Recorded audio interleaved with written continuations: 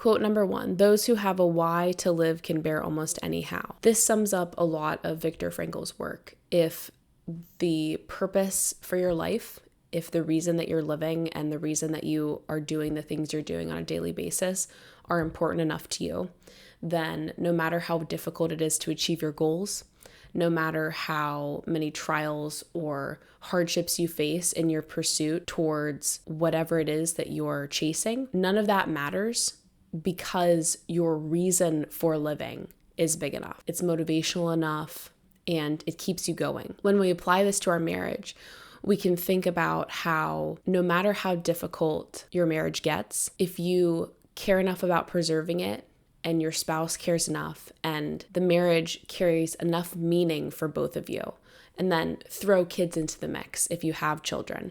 If keeping the marriage together matters for both of you and it matters for creating a stable home life for your children, then no matter how difficult it is to stay together, no matter how hard it is to reconcile over the conflicts you're having or close that gap that's been growing between the two of you for years, or to get over whatever it is that has broken each other's trust, all of those difficult things become completely worth it when you derive deep, significant meaning from your relationship with your spouse and from your marriage's ability to provide a good home life for your kids. So the more we can think about why we're doing things and really dig into what matters most to us, then we can extract enough motivation to get us through those really difficult times that are inevitable in any relationship and that you might be going through right now. Quote number 2, human freedom is in no way a freedom from conditions, but rather the freedom to take a stand toward conditions. And another quote on this idea, everything can be taken from a man but one thing, the last of the human freedoms, to choose one's attitude in any given set of circumstances, to choose one's own way. There's an idea that spans across a lot of different philosophies and a lot of different religions that we shouldn't wish for things that we haven't earned, but we also shouldn't wish for things that can't happen. So for example, if we wish for our marriage to be smoother or to have a lot less conflict, sometimes that isn't possible. Sometimes we just have to grit our teeth and get through a difficult moment, whether that's internal to the relationship or external. And those moments when it's impossible to avoid real pain and real difficulties and real suffering, sometimes wishing that it would vanish can only hurt us more because we want something that we're probably not going to get because it's oftentimes not possible to totally avoid all suffering. And so if we can shift our mindset about what freedom means away from never having to deal with hardship or getting to orchestrate exactly the conditions of our lives, because we'll never be able to do that, and shift our mindset of freedom towards something that we actually can control, which is how we respond to the difficulties, to the pain, and to the suffering in that moment and in every moment. That's actually something that's under our control and something that we can influence every single day. So rather than wishing that your marriage is better, for example, or wishing that your spouse would be kinder to you or more empathetic or more forgiving, instead wishing that you were a better spouse and actually orienting your everyday behavior and choices towards that wish to make it a reality. Quote number 3, listen to what your conscience commands you to do and go on to carry it out to the best of your knowledge.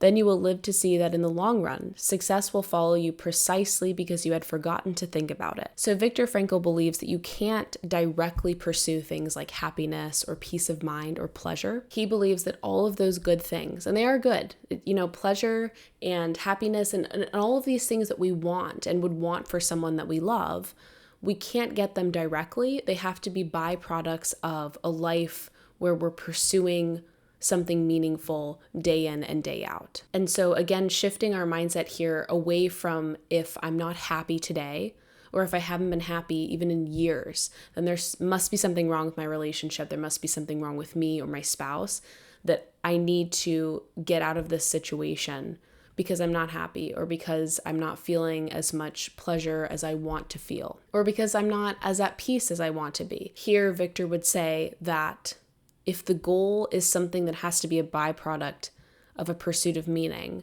then it's not a good goal because goals have to be something you can attain directly. Goals are meant to orient your behavior towards something that you can actually achieve if you put in the effort and you put in the time and you're actually focused on that goal. But if happiness is a byproduct, if success is a byproduct of a life where you are pursuing meaning, then the actual goal needs to be the pursuit of the meaning, and then embracing and understanding that those other good things just have to come when they come. They won't come if you're not pursuing the meaning, but they also might not come on the timeline you want them to if you are pursuing the meaning. So focus on whatever it is in your marriage that is bringing both of you meaning. Focus on what in your family gives you a sense of purpose. Maybe that's providing for your family or protecting. Maybe it's nurturing.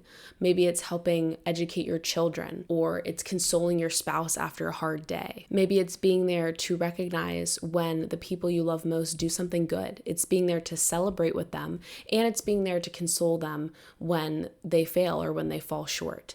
These things bring us meaning, and as a result, we will be happy at some point or another. We will be successful. We will have a greater peace of mind because we were pursuing the meaning, not because we were pursuing these other byproducts. So if you aren't happy, or if you feel like your marriage isn't the success you want it to be, here Victor would say to follow your conscience. What do you believe is the right thing to be doing right now that you yourself individually are supposed to be doing? And then as you actually start to forget about yourself and replace those thoughts about you with thoughts about what you should be doing, eventually you're going to wake up one day and realize that you're doing a lot better, even though that wasn't necessarily what you were focused on. Quote number 4, when we are no longer able to change a situation, we are challenged to change ourselves. A lot of your marriage is outside of your control. A lot of it depends on your spouse, for sure. A lot of it depends on external circumstances and things that you'll never see coming, and some things you will see coming. A lot of it also depends on your kids. There are many things that impact your relationship with your spouse, and when you can't change those things for the better, then you have to somehow get creative and figure out a way to change how you approach the situation, your mindset about the situation, your expectations. There are many things that we can change about ourselves to adapt in undesirable situations. And that's exactly what we have to do when life throws us curveballs. No obstacle is insurmountable, at the very least, because if we change our mindset about it, it no longer becomes an obstacle. Now, whenever I'm going through a difficult moment in my marriage, say we're working long hours and we're not spending a lot of time together, I try to get in the habit of asking myself how I can change my view of the situation so that it becomes a more positive experience. Sometimes it's just a shift in mindset. Sometimes we don't like things just because of the way we're looking at them, when in reality, we could see them as something positive if we just slightly tweaked our approach to them. And I found this incredibly helpful in my own relationship. In many different scenarios where there's no way to get around working long hours, sometimes that's just what the job requires.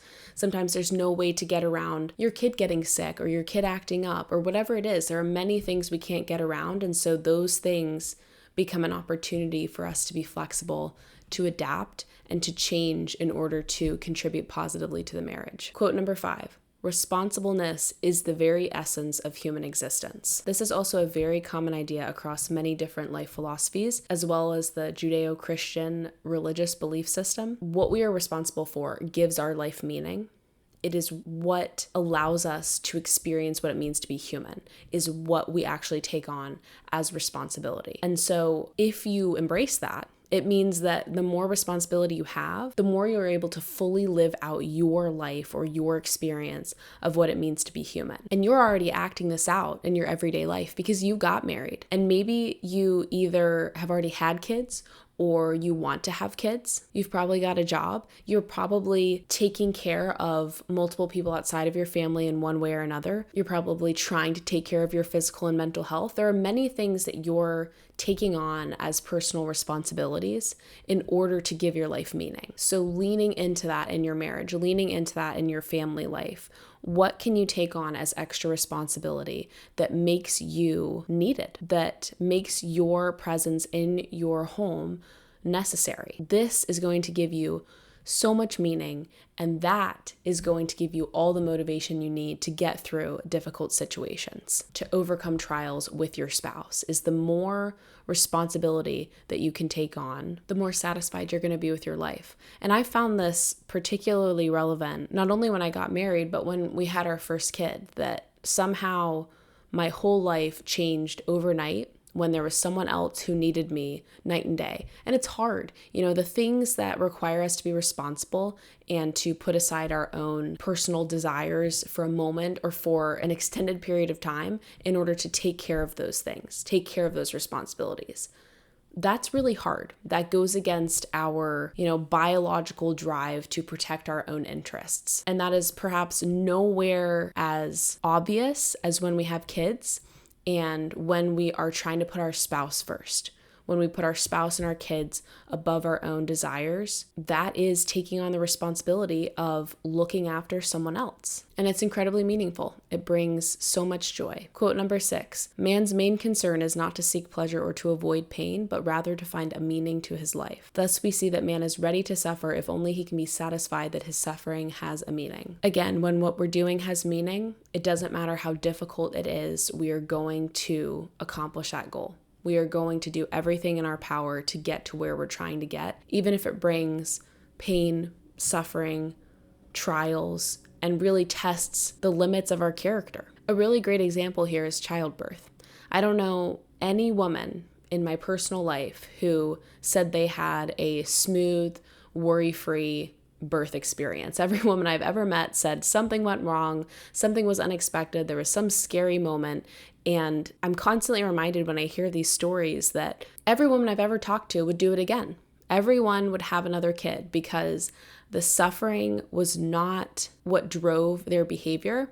It was actually in spite of the suffering that they pursued something really meaningful, and that is having a child. And the same goes for dads. Dads don't give birth, but dads are there. Dads are watching their wives and the mothers of their children go through one of the hardest moments that they ever will physically, psychologically, and they're right there holding their hand and they're saying, this is worth it. Having this kid is worth going through this moment and every other difficult moment we're ever going to face. So if we can peek beyond the curtain of suffering, if we can look beyond what's going on in our immediate experience, the immediate difficulties of right now, and figure out, okay, this is really hard, but why am I actually doing this? What is the reason that I'm enduring this suffering? Where is the meaning in this moment? That can really help a lot through the difficult times. Quote number 7, no man should judge unless he asks himself in absolute honesty whether in a similar situation he might not have done the same thing. It's easy to look at our spouse and think, I can't believe that he did that. I can't believe she said that.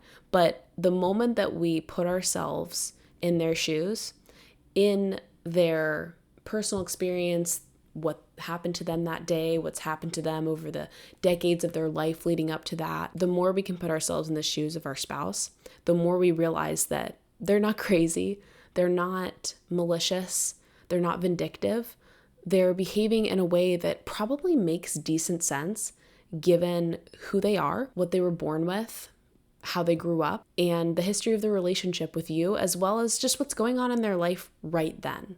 And so rather than judging, and this is really difficult, rather than in the moment judging, saying, why would he do that? Or why would she do that? I would never do that.